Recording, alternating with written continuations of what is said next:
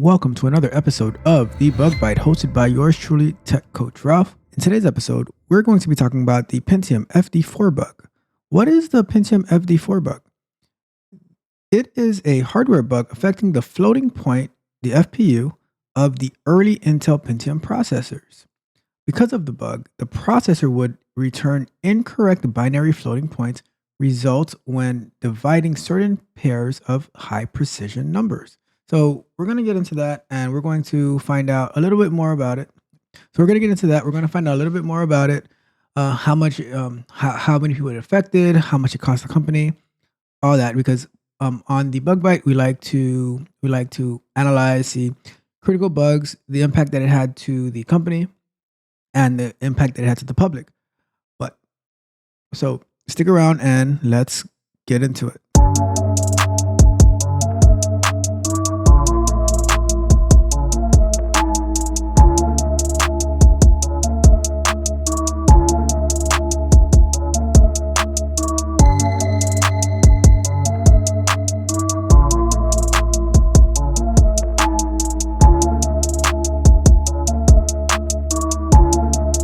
So like I said, we're going to be talking about the Pentium FD4 bug.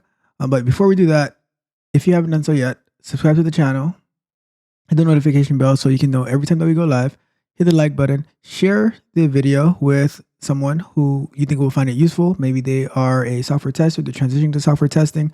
I think it's very important that we look into these critical bugs. We learn from other people's mistakes, right? We learn from other people's failures so that we can take it back to ourselves and we can try to enhance our process, make things better, not make assumptions, and then get bitten by the bugs of those assumptions. All right.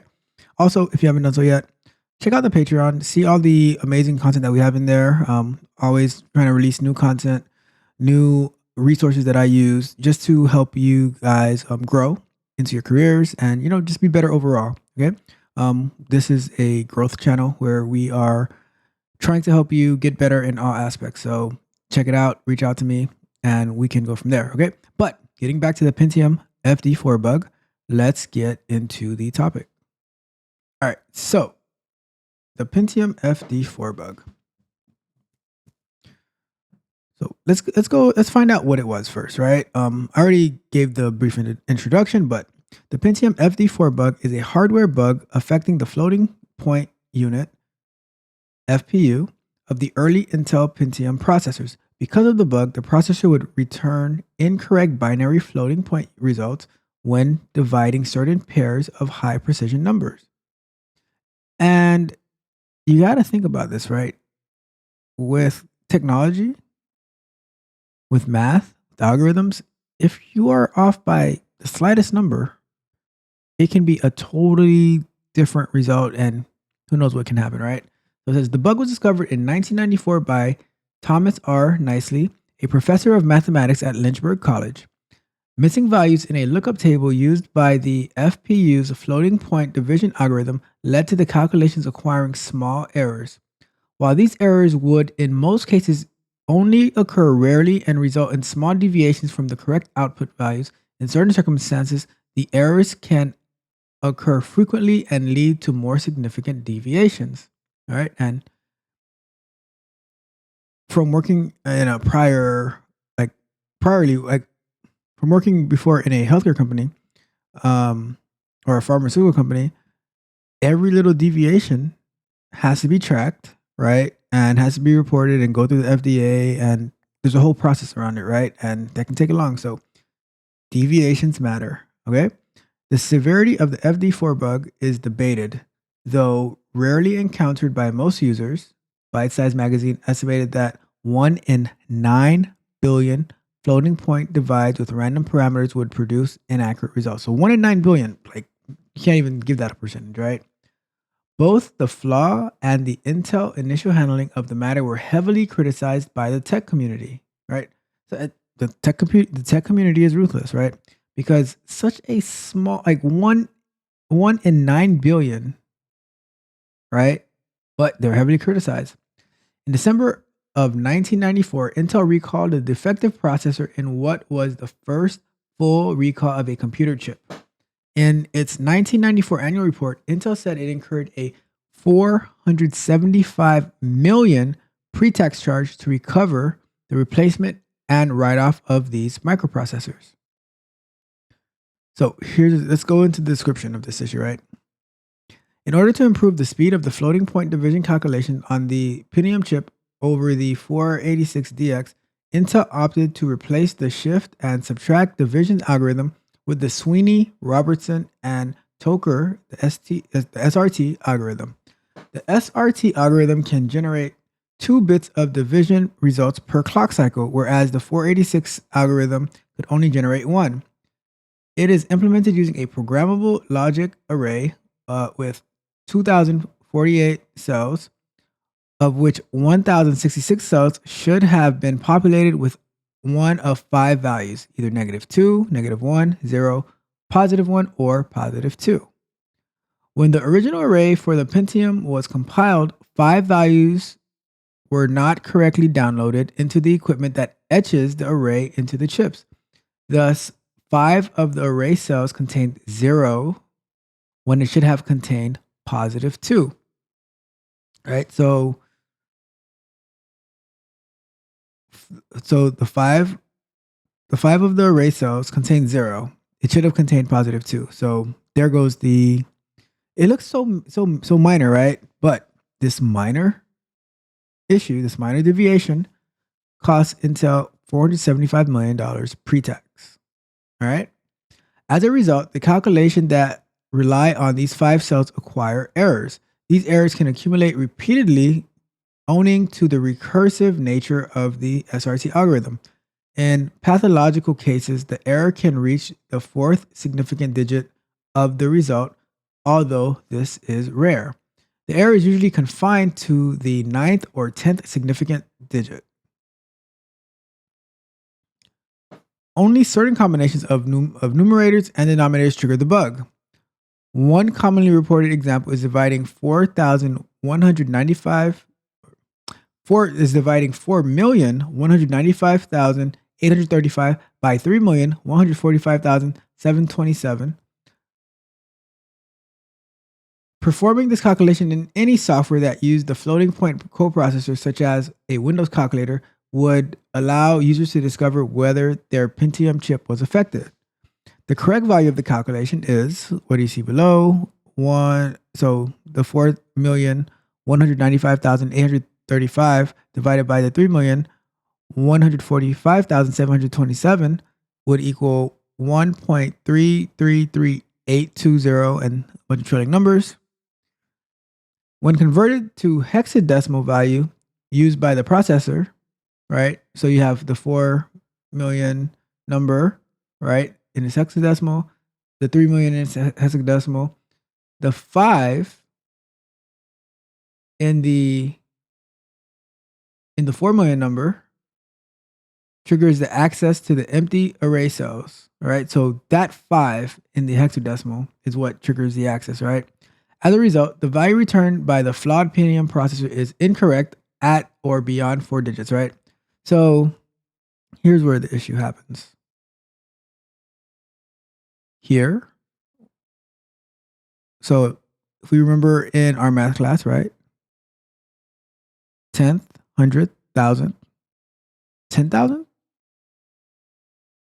So on the 10,000th part value is where the issue happens, because here it calculates it to, so all of this matches, and then we get to a 739, right? And then here it's a 820.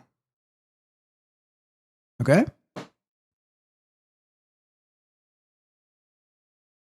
Which is actually the value of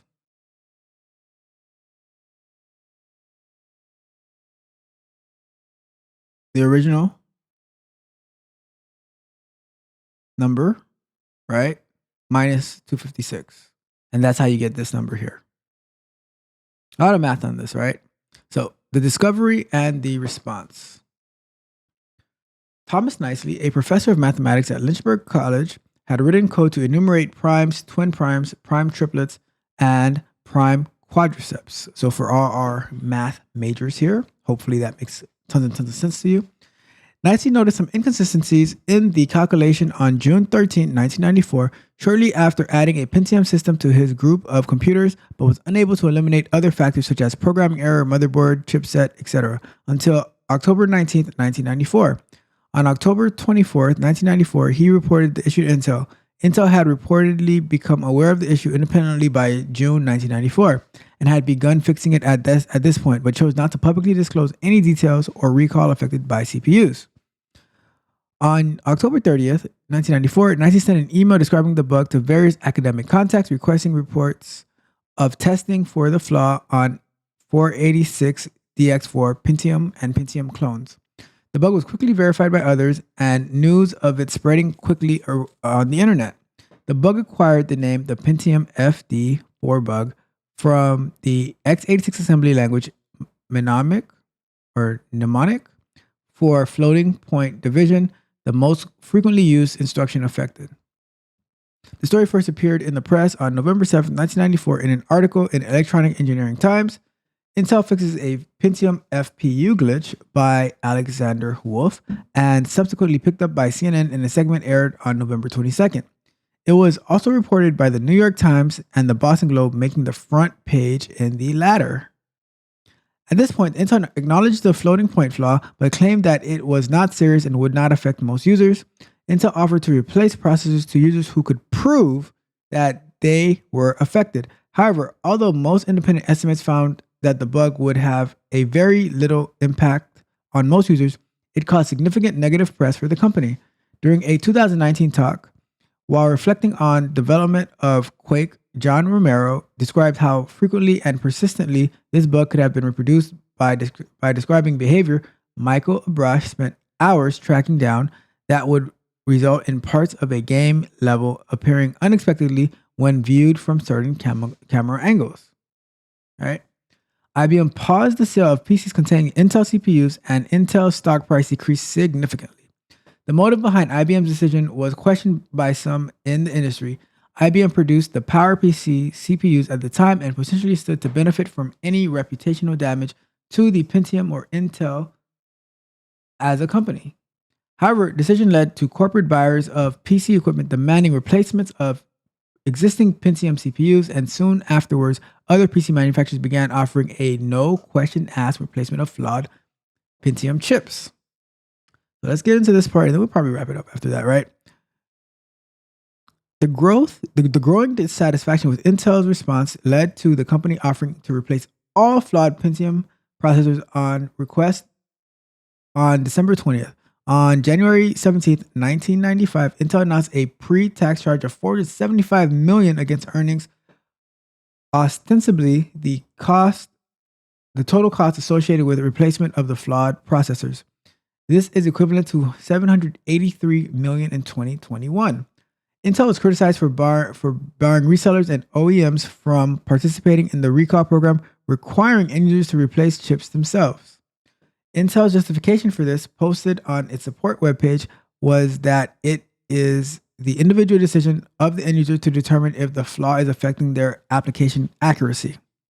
In 1995, article in Science describes the value of number theories, problems in discovering computer bugs, and gives a mathematical background and history of Brunn's constant, the problem NICE was working on when he discovered the bug. All right, let's see. Is there anything else? Right, so let's skip down to here, right? In the aftermath of the bug and subsequent recall, there was a marked increase in the use of formal verification of hardware floating point operations across the semiconductor industry. Prompted by the discovery of the bug, a technique applicable to the SRT algorithm called word level model checking was developed in 1996. Intel went on to use the formal verification extensively in the development of later CPU architecture. In the development of the Pentium 4, symbolic trajectory evaluation and theorem proving were used to find a number of bugs that could have led to a similar recall incident had they gone undetected. The first Intel microarchitecture to use formal verification as a primary method of validation was Nehalem, developed in 2008. All right, so we don't need to go into here. Let's see. All right, cool. I think we're good. All right. we are good to go. So, very interesting article, right? Very interesting bug. And here's the thing that I want to point out with this bug as well, right? That although it sucks that it cost Intel $475 million estimated to, do the recall and everything, right? But also what came out of this is a new verification method. And Intel was able to use the failure of the FD4 bug, right? They're able to use that failure as a way of implementing validation methods for their future Intel processors, right? It wasn't just everything lost. It's all right. Okay, we found this issue based on this particular algorithm, right? And now let's use that data as a way of verifying it. They kind of built unit tests, automated tests as a way to verify future chips release to make sure that we don't fall into the same FPU bug. All right. So that is it's a very expensive bug, right? The further bugs get away from development, the more expensive that they cost. At the same time, there was a lot of knowledge and growth that came out of this bug, right? Very useful knowledge and growth that came out of this bug. And it allowed Intel to, as well as other companies, to implement a process in place to make sure that this type of bug does not happen again. And that's the purpose of software development. That's the purpose of testing, to add fail-safes and add adequate testing around our products to make sure that we do not, we don't keep releasing, we don't keep going through the same issues over and over and over again. We learn from them and we put things in place to prevent them from happening again. All right. So that is this week's episode of the Bug Bite. We went over the Pentium FD4 bug, right? Cost Intel $475 million back in 1994, 1995 to fix, to recall. And yeah, so hope you like this episode. Hope you found it informative. If you have not done so yet, right? Subscribe to the channel, hit the notification bell so you can know every time that we go live. Like the video, share the video with somebody who will find it useful. And of course, if you haven't done so yet, check out the Patreon. I'm putting tons of information in there, templates, resources, whatever I can do to provide you to help you get better into your career, right? That's what it's there for. Check it out. Reach out to me. Ask me if there's any content that you would like to see from me that I don't have yet. Let me know and consider it done. All right. So that's our episode for this week. Reach out to me if you have any questions. Leave me a comment. And until next time, this is Tech Coach Ralph signing off. If you enjoyed the fascinating information shared in this video and you want more, be sure to hit the subscribe button to Tech Coach Ralph to be notified for new videos.